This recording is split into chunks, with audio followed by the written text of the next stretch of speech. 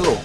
Now we want to use the last few videos in this series to tackle the generalization of gauge field theories to the case of non-abelian gauge fields. Right? We already saw how to deal with QED, which is an example of an abelian gauge field, right? And now we want to go to the non-abelian ones. And the first step in that direction will be this quick and dirty review of Lie algebras, right? So I'm roughly following these three references, and it's important to know what this video is not, right? First of all, it's not a review of group theory. So if you don't know what a group is from the mathematical point of view, never heard of group theory, you probably won't understand a thing in this video. You should go for that first, right? I'll leave some references in the description of the video, right? Second of all, this is also not a rigorous derivation of the properties of Lie algebras, which is a subset of groups, right? Of all the possible groups, right? And I'll make a lot of claims in this video which I will not prove, right? Again, I'll leave some more rigorous references on group theory and in particular the properties of Lie algebras and Lie groups in the description of the video, right? That said, what is the motivation, the phenomenological motivation to study non-abelian gauge theories, right? So the idea is that in particle interactions we encounter a lot of symmetries, right? I have listed a few here, right? But one that is one of the earliest and most striking examples is what we found in nuclear interactions, right? So if you are the scale of the nucleus, right? Sometimes the nuclear interactions are so strong that you can essentially forget the electromagnetic interactions, right? And then the proton and neutron become very similar to each other, right? Indistinguishable even, right? And the same goes for the pion. So there's a symmetry under which I can define some object, which I call the nucleon here or the pion here, and the interactions can actually transform a proton and a neutron and vice versa, right? They are indistinguishable for this interaction, and the same for the pions, right? Actually, a proton can turn into a neutron by emitting a pion, right? And then you can describe not only this rotation in the space where the nucleon is defined and the pion is defined, but also write. You can ask yourself, can I just write a Lagrangian in which the interactions are all fixed by this symmetry? And the answer is yes, right? You see that there's these transformations. I have parameterized these transformations by the action of these matrices, which act on this two-component object here and this three-component object here and rotate this state. So a pion could be a mixed state of two different pions here, and you rotate as you use this symmetry, right? You see there's a lot of details here, like I'm giving a name to this symmetry. I'm saying it's global because this parameter is not dependent on position. There's also these indexes, right? Some indexes going from 1 to 2 here, another one going from 1 to 3 here and here, right? All of this is fixed by the group theory of Lie groups, right? And that's what we want to understand, right? How to give a solid mathematical framework into which to implement, with which to implement these symmetries, right? It can get even more complicated, right? You see, this guy is a three-component object of SU2. This guy is a two-component object of SU2. So same symmetry, but different multiplets, right? And here I have a three-component object also, but now from another symmetry, right? This is what we call a quark, and it has these three states, which I name red, green, and blue just because there are three of them, and you know there's a special significance from when you build white objects. But now this is a local symmetry, right? So it's completely different from that one in the sense that this parameter now depends on position, right? And now I also need, since this is local, I also need the analogous object to the photon, right? This will be the gluons, but now there's 8 of them. So all of these things really add hoc, right? And you could have found this phenomenologically, but most of this was predicted. It was half phenomenological, half prediction, right? Using group theory, and that's what we want to understand, right? Essentially, we want to understand what kind of mathematics that I can put behind these phenomenological facts here in order to write the most general Lagrangian under these symmetries, right? And group theory will also allow me to do this classification of the possible groups, right? And thus we will understand these names here. Okay, let's start by limiting our problem, right? I'm not interested in any group, but in a particular set of groups which have the following property. Given an element of my group, so I'll call the element G, right? And it belongs to a group capital G. These elements can be parameterized through a number of parameters, which I'll call alpha, going from 1 to some alpha A, right?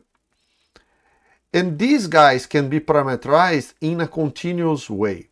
That means that my group has now an infinite number of elements, right? And I can go from one element to any other element in this group, just changing these parameters. So these parameters cover the whole group, right?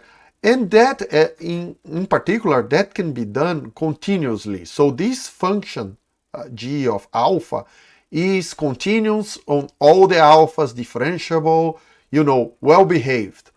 And it continuously also goes to the identity of the group as I take all the alphas to 0. So g of 0, all alphas are 0, right? Let's write it like that, is the identity of my group, right?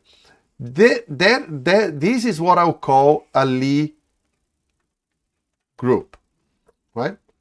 It's not the most rigorous description of a Lie group, but it suffices for our purposes, right? I can take any element to 0 by taking these alphas to 0, and I can go from element to element continuously, right? So this is a well-behaved function of these alphas, right? One example you can think of these, right? Just to get a intuitive feeling for it, right? Is the group, for instance, of rotations, right? If you take rotations, any rotation in 3 dimensions can be parameterized by 3 angles, right? And if you take all these angles to 0, you didn't rotate at all, and that's just the identity, right? By the way, this we'll see pretty soon is part of one group which we call SO3, right? It's the group of rotations in 3 dimensions. So this is one example of this thing, right? So in particular, these 2 assumptions imply that I can think of infinitesimal transformations. Transformations are arbitrarily close to the identity, right? And I will write that in a particular form, which will be this one. Let's indicate the element like that. So there's a set of alphas here, right? Let's just leave the A here. And I'll write my infinitesimal transformation as the identity plus a small change, which can be written as linear in these parameters. I'll include an I here for convenience. You'll see why later, right? And then you have alpha A, and this is the object which I'm defining right now, which is the basic transformation for the parameter alpha A, right? And now I have an implied summation on these indexes here. Of course, there are corrections of order alpha square, very loosely, right? Could be alpha for different indexes. It's not alpha A, it could be A, B, A, C, right? And this guy that I just defined, I call the generators of my group. So these guys, they do the basic transformation. So see, you're defining through these indexes here directions in some abstract space into which you can do your transformations. And for each of those directions, you have a different generator that gives the infinitesimal transformation in that particular direction, right? So that defines the generators. And the nice thing here is that, again, I want to limit myself even further, right?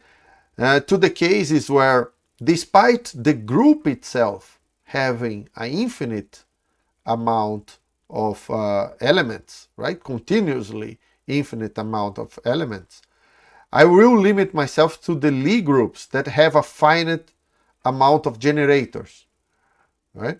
And that's what we call the compact.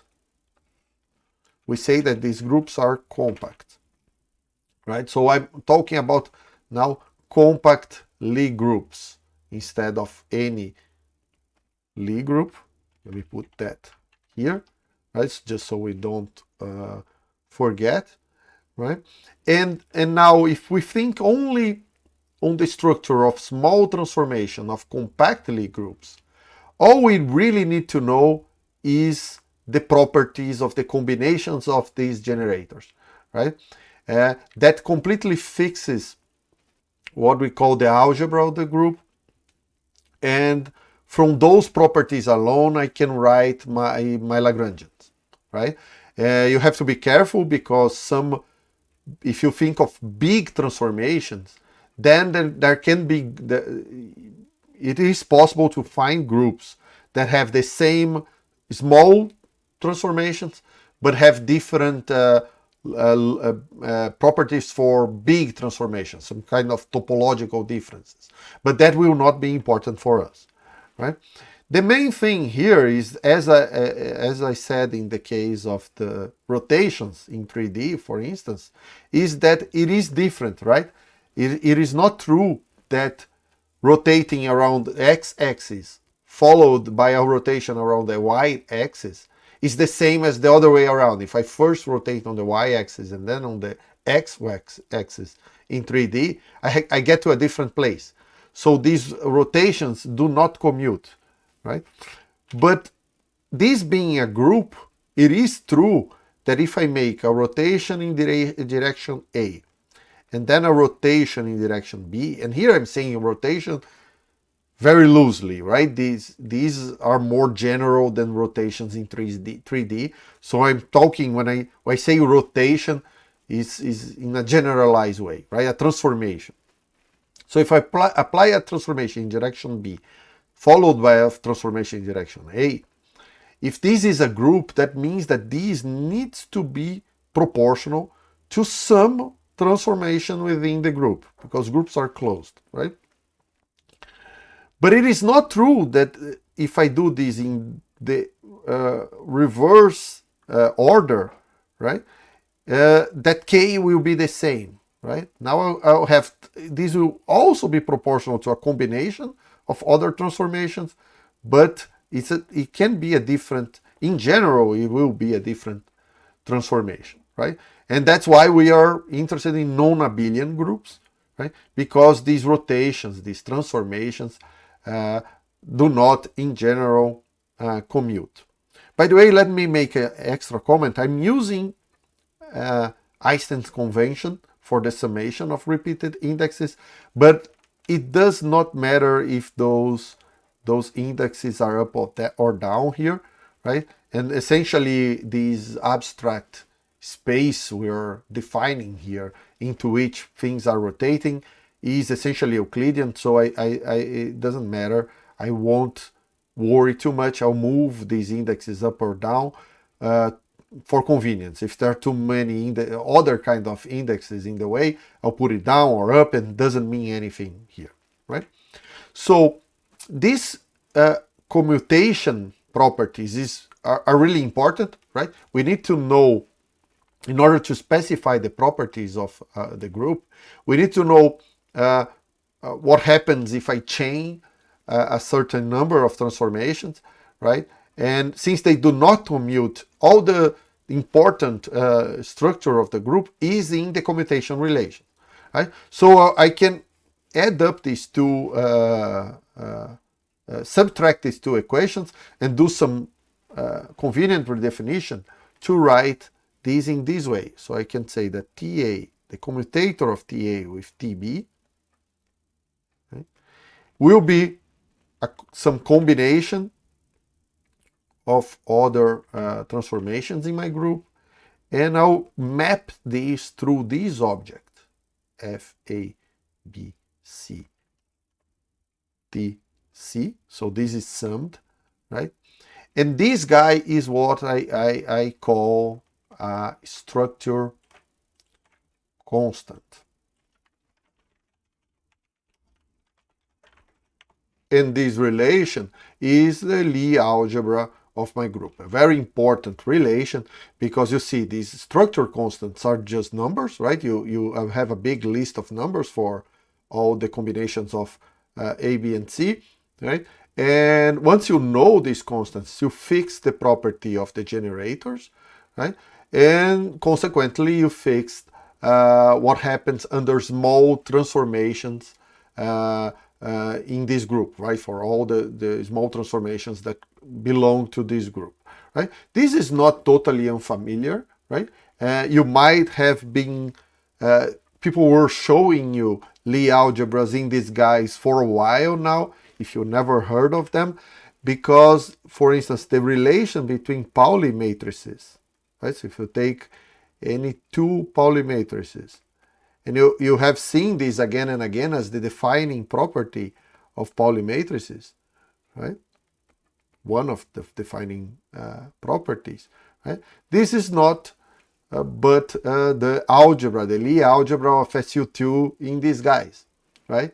And the structure constants are right here. It's just the Levi-Civita symbol, right? This can be +1, -1, 1 or 0, right? Depending on what is your choice for ABC, right? So this is the kind of thing that we're talking about, and now we'll find Lie algebra for a bunch of groups that we want to study, right? Another important relation involving these structure constants comes directly from the commutator properties, right? So I can write a very trivial relation of commutators, this one. Let me write, I want all cyclic combinations of these objects. So this plus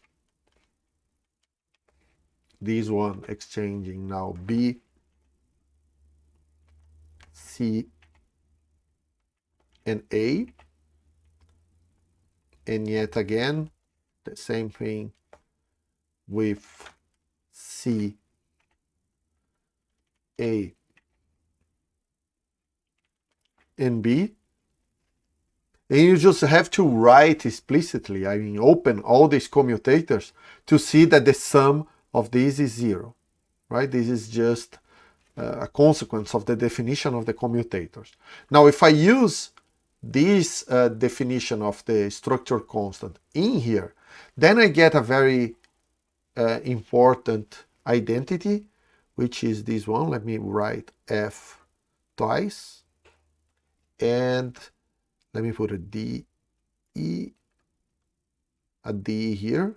Remember, all repeated indexes are summed over, right? And now let me write, I want to put these three guys in yellow, because these are the three that I'm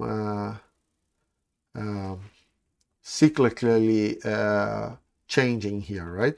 So I get straight from this, just using this definition, to the one I will be writing right now. So now I exchange. This will be B, C, A, and again plus again A, B, and C there, right? You see how those three index changed, right? And this identity is called the Jacobi or Jacobi identity. Let me write it here.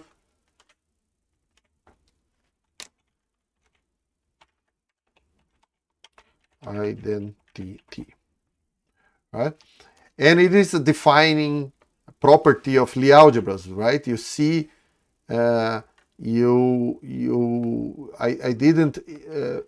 didn't really use any property of any particular group to get here. It's just a consequence of me being able to define these generators and in terms of the commutator, and then defining the generators in terms of the small transformations, and then writing these structure constants in terms of the commutators.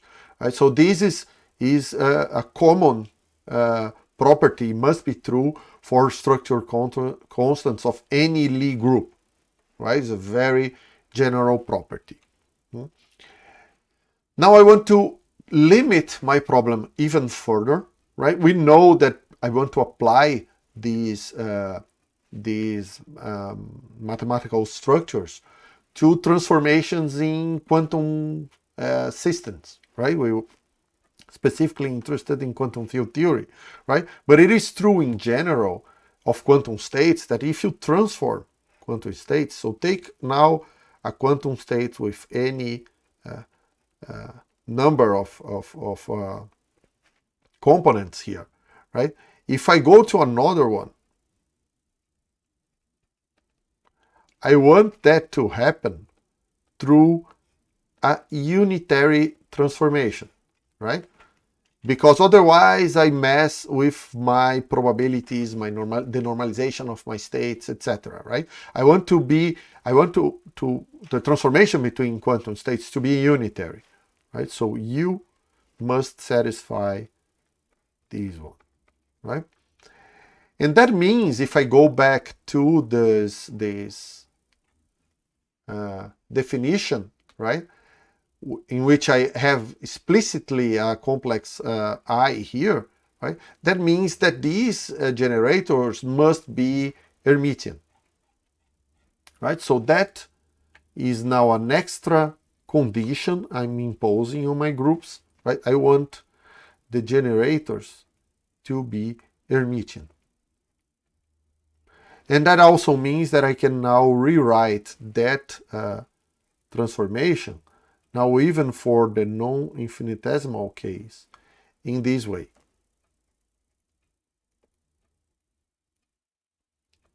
So this is the general form I will use for my transformations, right? Just so they are unitary. And of course that if I take infinitesimal alpha, I'll go back to this form right here. Now there's an interesting thing that we know about Lie algebras is that there are particular subset. You see, I'm specifying more and more, right? There is a specific subset of Lie algebra that you can show give me only Hermitian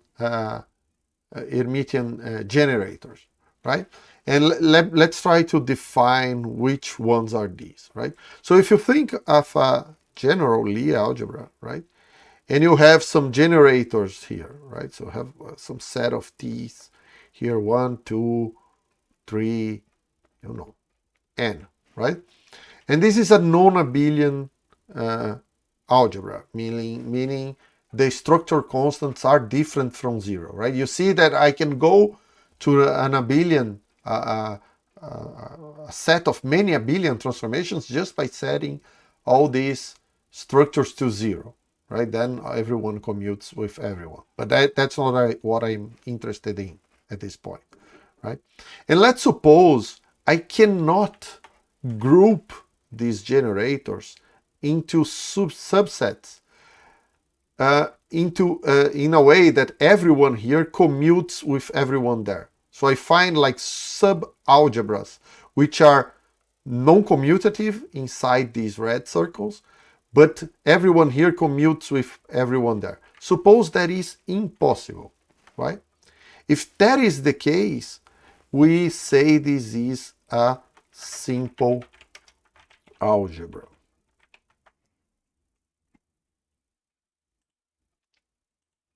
Right? So if you cannot make these subdivisions and the whole thing is non-abelian, so non-abelian is included in my definition of simple here, right? I'll call this a simple algebra, right?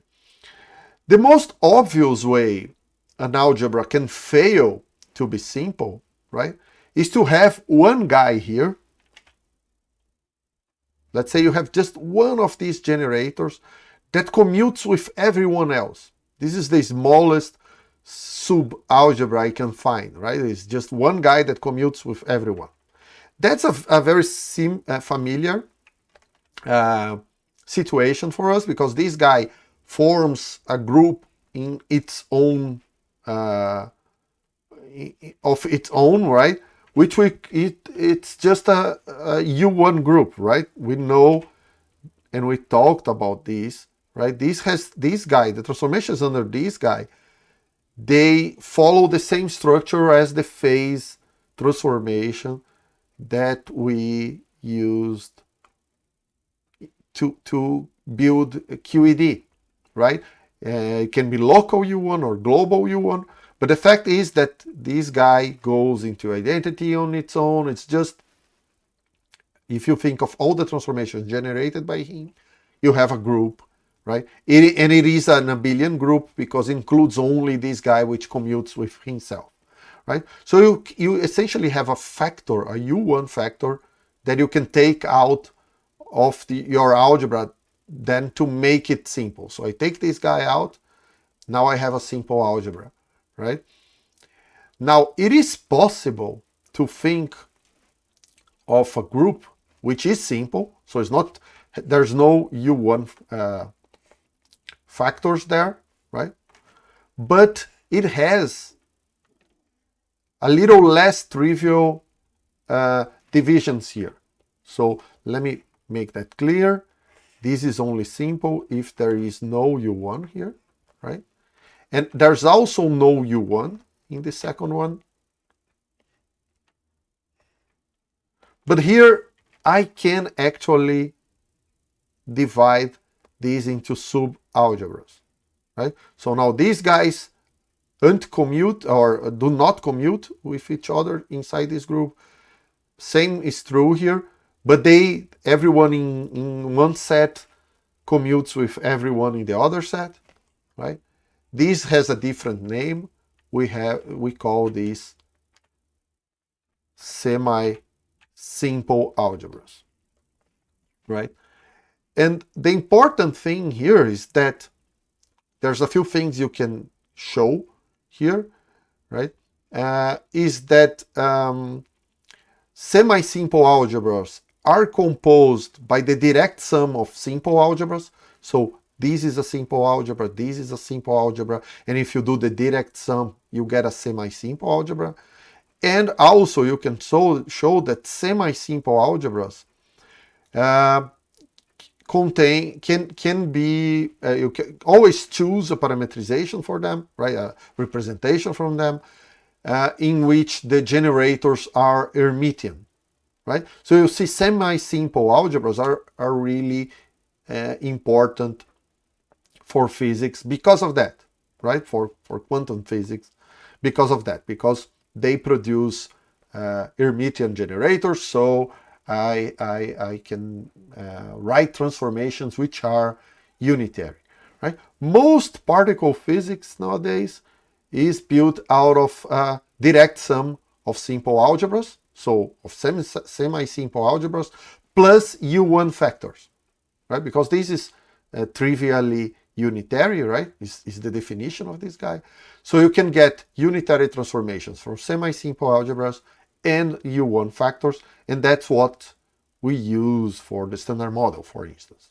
Now, there is a well-known classification of all the Lie algebras, which are compact and simple, right? These are the names of all the possible groups, right, that satisfy these two conditions, right? And they are divided in these two categories, right? There's these so-called classical groups, and it is important to realize, right, this n here is an integer in this case that can be changed. So you have SU2, SU3, SU4. So there are a lot of groups that fall under this SUN, right? And the same is true for the other two, right? So each of these classical groups listed here is really an infinite family of different groups, right? And there's also these 5 exceptional groups, right? We will focus almost exclusively on this guy right here, right? Because all the groups present in the standard model are SUN groups.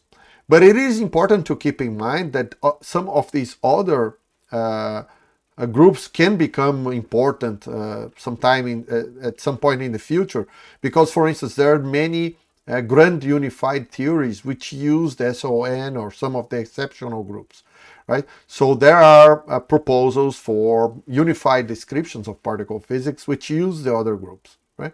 We'll focus on this one just because we want to keep our scope limited, and we'll soon after we'll use these formalism to do the quantization for QCD, which is SU3, right? Which is built upon the SU3 group, right? Now the SUN group is called the special unitary group, right? In plural here because you can have different groups for different values of n, right? And it is defined as the set of all the transformations, right, which can be written as n times n matrices with determinant equal to 1, right? So I'm thinking of some transformation which acts, for instance, in a, say, a fermion field, right? Phi A takes it to U A B phi B, right? And A and B go from 1 to n. So this is a n times n matrix with determinant 1, right? That's the special part. If I just was talking just about the UN, then I would be talking about the unitary group and you don't need determinant equal 1, right? Forcing this is what makes this special, right? And why do I do that, right? If I write this transformation in a general way, right, just taking into account that it is unitary, I can write it like that, right? So this is a matrix. Now H needs to be another Hermitian matrix, right? And then I impose the determinant condition, right? If I write this now as the determinant of the exponential of IH, right? This we know is the same as the determinant of, not the determinant, sorry, the exponential of I times the trace of H. And if you have never seen this identity here, I'll put a link into the description of the proof of this. It's a well-known fact, right? And now if I impose that the determinant is 1, right? So I need this to be 1. It means that the trace of H will be 0, right? So we know that this, writing this in this way, this is basically the generators, right? Will be some parameter times the generator here. This is just a number. So for the trace of H to be 0, it means that the trace of the generators for this group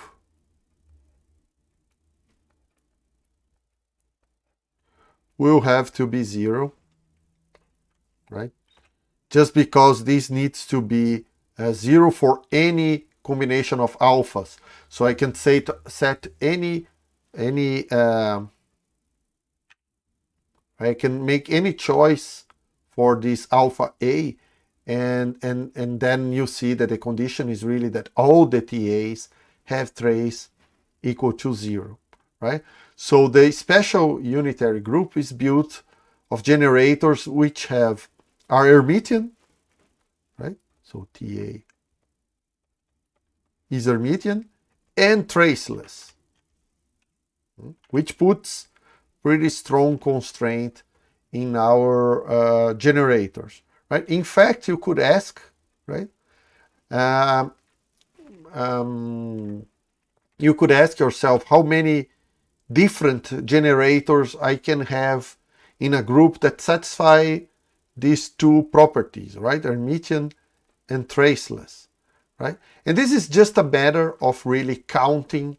I'll leave that as an exercise, but counting how many independent parameters you need to fully specify a matrix with these two properties, and you find out that at dimension n there's only n squared minus 1 different linearly independent matrices that satisfy these two conditions of the same time, right? So what I'm saying is that the dimension of this group, and here you have to be careful because there are many different dimensions here, right? When I say the dimension of a group, I'm saying how many generators are in that group. Because remember, each generator is like a different direction in which I can transform, right? So the number of generators is really the dimensions of this abstract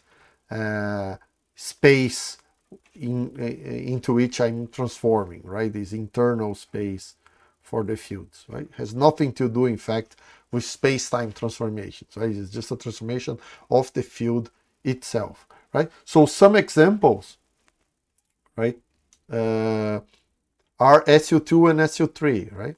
So if you apply this formula to SU2, you see that there's 3 generators, right?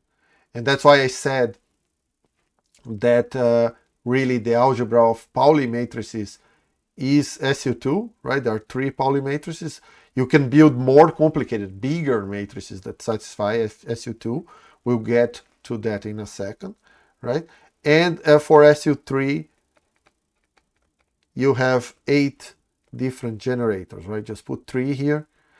You get some 8 different generators. And one specific example of this is the Gell-Mann matrices, which satisfy the SU3 algebra, right? And thus generate SU3. And I forgot to say, but the reason we choose to look the special unitary group, right? The reason we impose this determinant equal to 1 is that this resulting condition excludes the U1 transformation, right? Because in this case, the only matrix you can imagine being here that commutes with every other matrix is the identity matrix. And that one is not a traceless matrix. So essentially, when you impose this, you're starting from the UN group, which includes all unitary transformations with matrices of dimension n, and by imposing the special condition, right, you go to the SUN, and the only thing you excluded here is the U1, right? You removed the U1 transformation by going to the special unitary group, right? And that's what we wanted, because we want simple algebras, right? Okay, another one that is worth just mentioning is the SON group, because now and then we use it as an example because it's a very intuitive one. It's just rotations into n dimensional space. So the SO3 is rotations in 3D, and sometimes it's very intuitive to think of these rotations is the thing that we have more intuition about, right? Now, another point I want to make is that of representations, right? The SUN is a very misleading case because we already started by defining SUN in terms of matrices, right? But the fact is that you can define groups in a much more abstract way, right? You can say you have some sort of elements of this group G and some form of operation that compose elements between themselves, right? And then if these operations satisfy all the group properties, this is a group, right? You just have some kind of operation here that combines these guys, and you can build a group of that, right? But then if you're talking about a group of transformations, right, which then you apply to objects, right? We will apply these transformations to our fields, right? So those transformations can act on objects which are finite dimensional or not, right? You could think of very complicated things. But in our case, really, as I said, for instance, in the case of the nucleon, which is either proton or neutron, or the pion, which has 3 components, or the quark, which could be red, green, or blue, right? These are really finite objects, right? And in that case, I can choose, right, to replace these by matrices acting on those objects, right? This is not the group itself, right? Is a concretization of the group properties in which I exchange these group elements by matrices, right? These belong now to a representation of the group, representation R, right? And then my abstract operation here becomes just the matrix product, right? Now MA times MB, and times here means just the usual matrix product, must be MC if A, B, C, right? So now exchanging these abstract group elements for matrices, and that is fine if I'm acting with these matrices in a finite dimensional object, right? So now I will exchange also, that will also be true for the generators, which are just objects, right, for small transformations in Lie groups, and I'll replace that by matrices, which I'll call now TA with a lowercase t, right? I'll still call these generators, right? By abuse of language, you see that everywhere, but they are really the representation of the generators. The distinction is subtle, right? But in our case, we will always be working straight out with the representation. So it gets easier just to call these the generator and these the group elements even, right? Now, there is now a dimension for the representation. It is important, right? So these will be the dimension of this representation, right? And this is just how big the matrices are. So this is a D by D matrix, right? So the size of the matrices are the dimension of the representation, right? Don't be confused with that. So if when in doubt, go back to SU2, which is the group we know best, right? So the dimension of SU2 is 3. That means I need 3 generators. But the simplest example of matrix representation of this is the Pauli, is given by the Pauli matrices, which are themselves 2 by 2 matrices, right? They have 4 components here, right? So you see the dimension of the representation is 2, because these are 2 by 2 matrices, but the dimension of the group is 3 because you have 3 different matrices. So don't confuse these two things, right? Same happens here. We have a representation for SU3 composed of 8 matrices, the Gell-Mann matrices, but they are 3 by 3. So the dimension of the representation is 3, right? For that particular representation, we have bigger ones, right? It is even possible, right? What you're doing when you're trying to find a representation for a group is to find a set of matrices of any size, right? Of any dimension that satisfies the algebra of the group, right? If they satisfy the algebra of the group, they are a representation of that group, right? But in principle, you can find a matrix at the very first try, which is too big, right? Just too big. In the sense that you can just change bases and do a block diagonalization of the matrix, right? Suppose you find a set of matrices that satisfy this. So for an arbitrary element of the group A, you found this matrix M of A.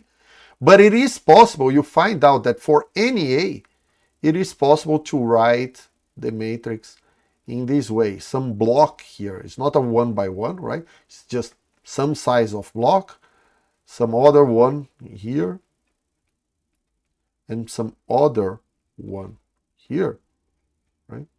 And the rest of the matrix is just 0. I just indicate that like that, right? If you can do that, we say that the representation you found here is reducible, right? But now if that's the minimum size of the block, so you try and you block diagonalize these in the most efficient way, so no block here can be further block diagonalized, right? That meant you found a way to decompose your reducible representation as a direct sum. This is a direct sum of matrices, right? And those further irreducible matrices here are called the irreducible representations of your group, right? Because each of them now cannot be further reduced, right? And it's really in these representations we're interested in, right? In the irreducible representations of your group, because then you can always build bigger and bigger representations just by direct sum of these matrices. And we'll call this in this way, right? We'll only worry about the reducible representations, and the matrices in any particular reducible representation will be called TR of A, right? Fine, TAR, right?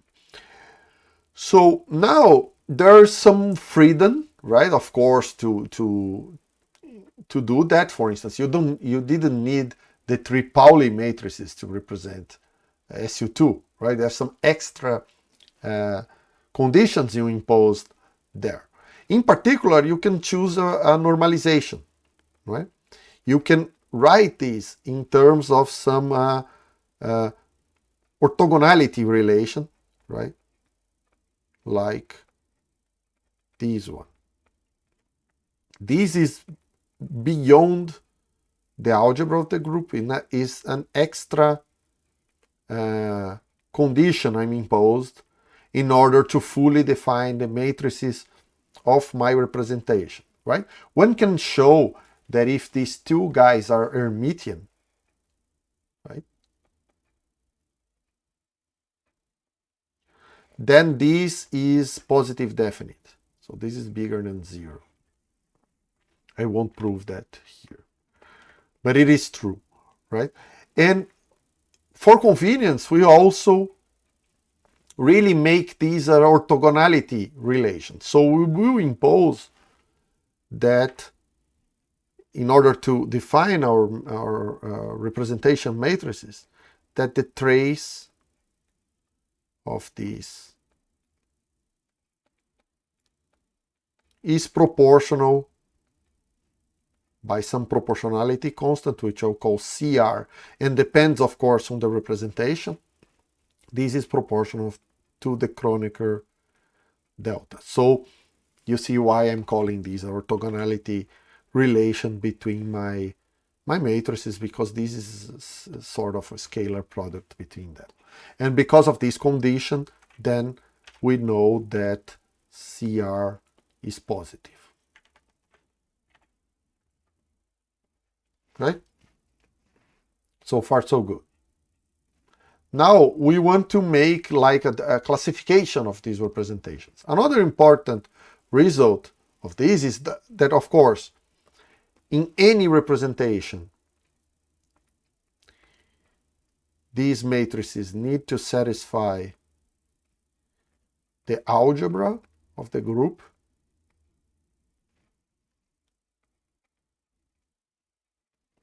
And that means that I can write, right? Now I have an explicit way, if I know all the matrices, right? Suppose I know the matrices and I'm trying to find the algebra and not the opposite, right? Then I can calculate the structure constants just by substituting these here, right? I just have to take the trace on both sides here, and I can rewrite these. Just multiply by TC and then take the trace. This will be minus I CR trace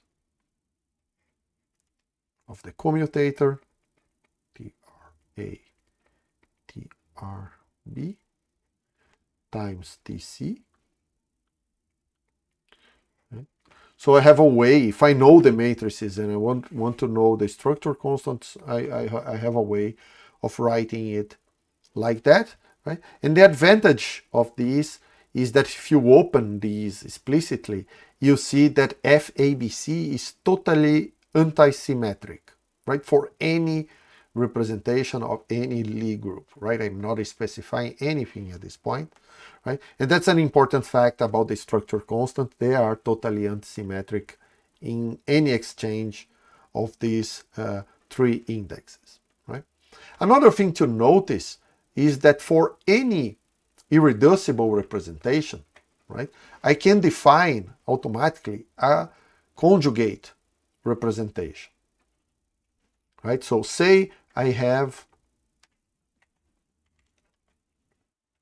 some representation R, right? And I have some object that transforms under this, right? I'm just writing the infinitesimal representation here for convenience. It's easier to see, right? If this is you can always, right? If you can always define some representation R bar into which the complex conjugate of this object will transform, right? Just take the complex conjugate here, and you have this thing here. This is the complex conjugate, phi star, right? That means starting from this representation, I found another one, right? Let's call this T R bar of A, right? Which is given by this transformation rule, right? So this phi star object is transforming with minus TAR star, right? So you have this set of generators and this other one right here, right? And they are related in this way, right? If I use the fact that these guys are Hermitian, I can further write these as minus TRA transposed, which is how we will use it sometime, right? And then, of course, you can build invariants in your theory just by multiplying, right? So this object with this guy transforming like that and this other guy transforming like this will be an invariant, right? with these two guys transforming under different but conjugate representation, right? It could happen that you find, or it could happen that it exists a unitary transformation that relates these two guys, right? If that is the case, these two transformations are not really different, right? And we call these a real representation, right? We'll see that implies less degrees of freedom, right? We know that we were talking about quantum field theories. This is a doubling of the degrees of freedom, and you could have just, even if the field itself is complex, a condition like that would mean that you don't have twice the degrees of freedom. Particle and your antiparticle are the same, right? But from the point of view of group theory only, this is called a real representation if the conjugate representation and the representation itself are connected by a unitary transformation, right? So now let's go for the representations. The first one we want to discuss is the fundamental representation, which is quite simply defined as the smallest, in terms of the dimension of the representation, this is the smallest irreducible representation of your algebra, right? In the case of SUN, right, this is also the defining representation, is the representation that we use to define the SUN groups, right? So the dimension of this fundamental representation is n, right? Because by definition, right, we define SUN as the group of n by n matrices that have determinant 1, right? So it's implied in that which is the smallest matrices that do that, right? In the case of SUN, this is a complex representation, so it's important to remember that the fundamental representation of SUN is complex, right? And we use this representation so much that we actually skip the notation. Remember, calling these representations TAR, right? But in the case of the fundamental one, I'll just not put anything here, right? Peskin does it a little bit different. He calls the fundamental representation N as a way to remember that this is an n-dimensional representation, right? So yeah, that's already there. So as an example, most particles in particle physics transform under the fundamental representation of one or more groups, right? Just to have a few examples, right? You think of the right-handed, so R means right-handed, up quark, right? It has an index that I'll call A here that goes from 1 to 3, and that's the fundamental representation of SU3. So this can be right-handed red quark, right-handed green, or right-handed blue, right? So that's a three-dimensional representation of SU3. So it's the fundamental representation. If you think of left-handed now, first generation leptons, right? 1 here stands for first generation, L for left-handed, this is a lepton. They have an index, I'll call that I, that goes from 1 to 2, right? And that scans over the electron neutrino and the electron, the left-handed electron, right? So 1 is the neutrino and 2 is the left-handed electron, right? Same for the Higgs. The Higgs transforms also under the fundamental. So see, this is a two-dimensional representation of SU2, right? And so is the fundamental of SU2. The Higgs also transforms in the same way. It's also a doublet of SU2. This is a triplet of SU3, right? So you see the terminology, right? This guy is complex, so I can write it in this way just to make it explicit, right? And this is what the real Higgs field that creates the Higgs boson that you must have heard so much. These other 3 degrees of freedom are mixed with the W's and the Z's in a complicated way as to give them masses, right? And finally, there's even some particles in the standard model that transform under both groups, right? So take the left-handed first generation quarks, right? These guys have these 2 indexes, the same 2 indexes, so they transform both under the fundamental of SU3 and the fundamental of SU2. So one way I could write these guys is first write the up left-handed quark and the down left-handed quark, but then I is just 1 or 2. That means these guys still have another index that goes from 1 to 3. So each of these guys is a 3-component object, right? Which can be, for instance, for the up, right? Up left red, up left green, up left blue, and the same for the down quark, also 3 components here. So just to keep it explicit, this is going from 1 to 3, and this other index goes from 1 to 2, right? Which means this representation is the fundamental of SU3, sometimes indicated as a 3 because of triplet, right, of SU3. And this is a 2 of SU2. And as I said, SU2, sorry. And as I said, these are complex. This is a complex representation.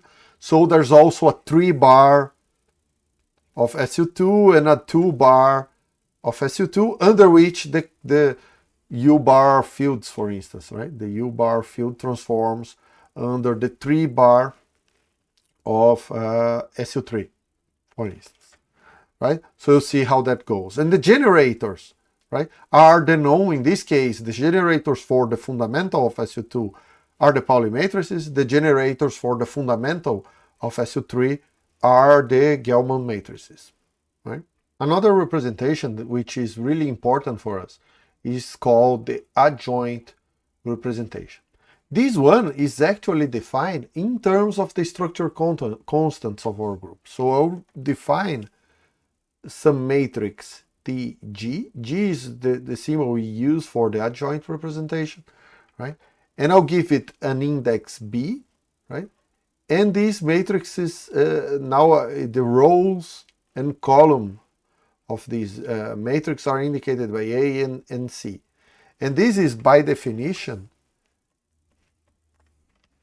I times the structure constant F, A, B, C. So I'm taking these numbers, right, the structure constants, and organizing them in matrices in this way, right? And now you can see that these matrices satisfy the algebra for the group. This is not trivial to see, but if you write the algebra, right? Let me write it again. So I'm saying this guy is some matrix TGB, right? Let's define another one, TGC. Right? Of course, this is a matrix with elements, let's call that A and E, right? This should be, if I want to satisfy the algebra for my Lie algebra, this should be F, B, C, D, right? Times some TGD, right? Components A and E, because the same should be same rows and columns on both sides. Right? This is how the algebra looks like. Right? If I now take these guys and substitute everything for FABC, right? You see that this is nothing but the Jacobi identity again, right? Which should be satisfied for any Lie group. So this is trivially, this means that these guys, if they are the structure constants, they need to satisfy this algebra because the structure constants themselves need to satisfy the Jacobi identities, right? So this is another representation, right?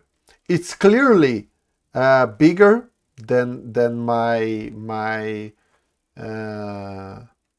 previous, I mean, the fundamental representation, because these indexes now, right, they run over the generators for the group. Remember, these lowercase a, b, and c run over the generators. That means that in SUN, let me specify this for SUN, right? These guys, A, B, and C, right? All these indexes here will go from 1 all the way to n squared minus 1, because we already established that this is the number of generators for SUN, right? And so these will be matrices which are n squared minus 1 by n squared minus 1 matrices, somewhat big matrices. So for instance, for SUN, SU3, these are 8 by 8 matrices, right? Much bigger than the Gell-Mann matrices that satisfy the algebra for the group, right? So what I'm saying is that for SUN, the dimension of the adjoint representation is n squared minus 1, right? So for SU2, for instance, this will be 3 by 3, right? These will be 3. So you find some 3 by 3 matrices that satisfy the same algebra as the Pauli matrices, right? Now, from this definition, you can show, right? If I take minus TAG star, which remember is the generator of the adjoint of the conjugate representation. So I'm trying to find G bar, right? This is nothing but minus, I just have to invert these, minus I F A BCA, actually, in the way that I defined there, BAC, right? So A goes in the middle here, right? And I took the complex conjugate, assuming FABC is real, right? And you can show here if these operators are, these generators are all Hermitian, then this guy is real. You just have to take the complex conjugate on both sides of this equation, and you see that F must be real if these guys are Hermitian, which is the case, right? So the complex conjugation acts only on this I here, right? And then you take minus I with I, this just positive, and you go back to TGA. That means that the conjugate representation and these are not only connected by a unitary transformation, they are the same, right? And that means that the adjoint representation is a real representation, right? Which will be very important for us, right? Again, as I said, choosing the representation under which a field transforms has implications for the number of degrees of freedom. And in particular, we'll see, probably on the next video, that our gauge bosons transform under that joint representation. So I already said that a lot of our matter content for our theory transforms under the fundamental. This is for most particles. This is not true for all. We already saw an example today of the pion. The pion actually transforms under the adjoint representation of SU2. But these guys are under the fundamental, and all gauge bosons are under adjoint representations, and that's why they will be important, right? As far as representations go, that's the only two that really matter for us, phenomenologically, right, speaking. And now I want to define a final set of objects, let me see, called the Casimir operators, right? That's which will be very useful and show up quite a lot when you're doing Feynman diagram calculations using theories which are symmetric under these groups, right? The Casimir operators are defined like that. I can define a t square, which is given by ta times ta. And again, I can calculate this guy in any representation. Now I'm talking abstractly, right? Again, in group objects, right? And this is easy to show that this object has a particular interesting property, which is that it commutes with all the generators of the algebra. All you have to do is use the group properties and you can show this, right? Just explicitly write the commutators and you see that this is true, right? And that means that it is as an object that commutes with all the others, right? If I choose a particular representation, right, then this guy needs to be proportional to the identity in that representation, right? So if I take a d-dimensional representation, this guy will be proportional to the d by d identity, right? Where d is the dimension of this representation. And the proportionality constant, which is what I am defining with this relation, I call C2 of that representation, right? This is called the quadratic Casimir operator, and it is a property of my representation, right? It does not transform under the action of the other elements of the group because it commutes with all of them, right? So this is a property of my representation that does not change under transformations of the group itself. In the case of the adjoint representation, you can write this explicitly to get especially useful relation, right? You can write this as some operator, some matrix TC components A, D multiplied by TC, right? Summed over TC D, B. So the result will have indexes A and B, right? And you can write this explicitly, right, as I F A C D times I F D C B. And now these two i's together will just get me a minus sign, which I can absorb up here, right? I can, let me just bring the B to the left. This does not change the sign, but then if I bring C to the middle here, I absorb this sign, right? Just using the antisymmetric properties of these guys. So I can write this in this way, right? And this is C2 in the adjoint representation times delta AB. The ordering here is just convenient, right? You see the CD repeats, AB is here, right?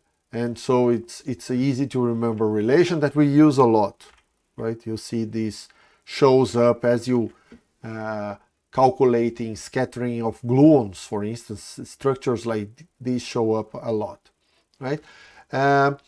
Okay, finally, we can find a relation between C2 and C that I defined up here when we were defining this normalization for representations, right? Let me copy this and bring down here.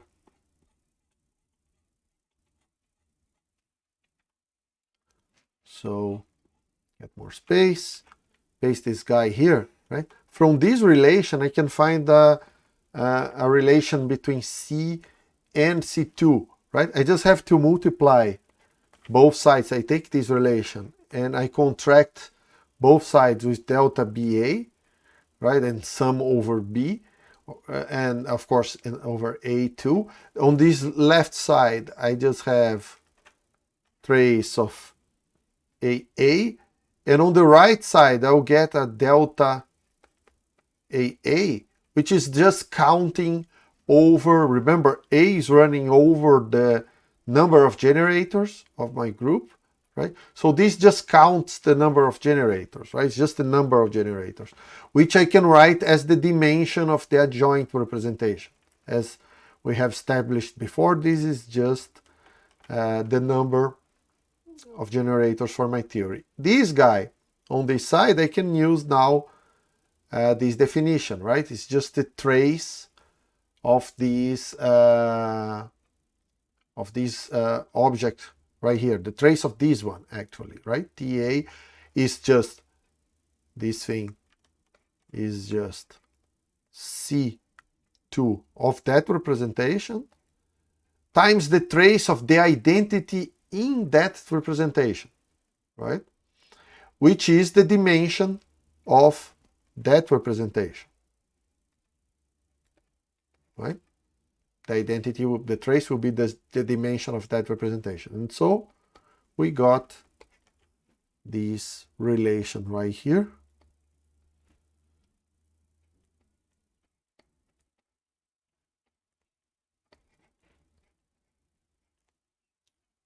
Which allows me to relate C2 and CR for any particular representation, right? These three things change with the representation. All I need to know is the dimension of that representation, and I get a relation between C2 and CR.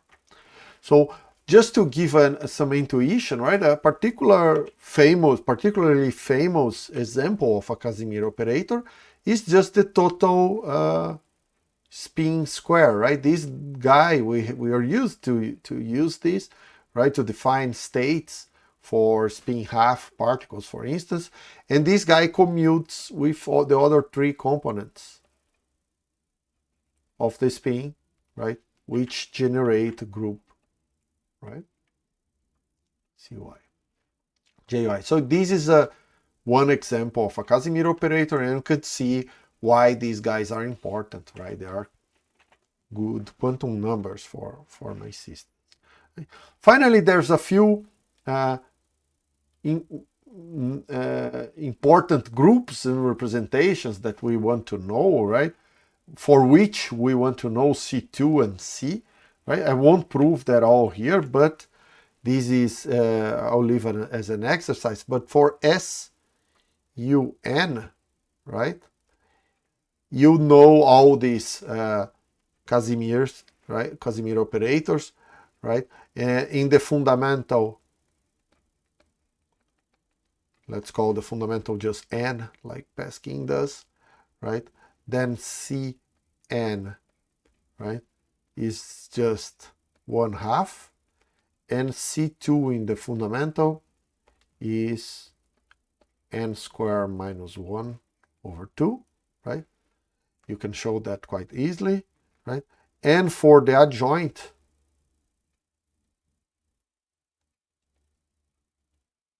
right, C2 of G, you see that if I put the adjoint here, the D goes away, and C2, because I'll have D of G on this side too, right? So C2 needs to be the same as C, the adjoint, and that is just N, right? These are important results that we will use a lot as we do, calculate cross sections in these theories, right? And this is pretty much what I wanted to cover today. I know it's being really quick, and there's a lot of things I said that I didn't prove, right? But this is a pragmatic approach. We need these relations and some basic understanding of these groups to apply them into building the Lagrangians we'll build starting next video, right? See you then.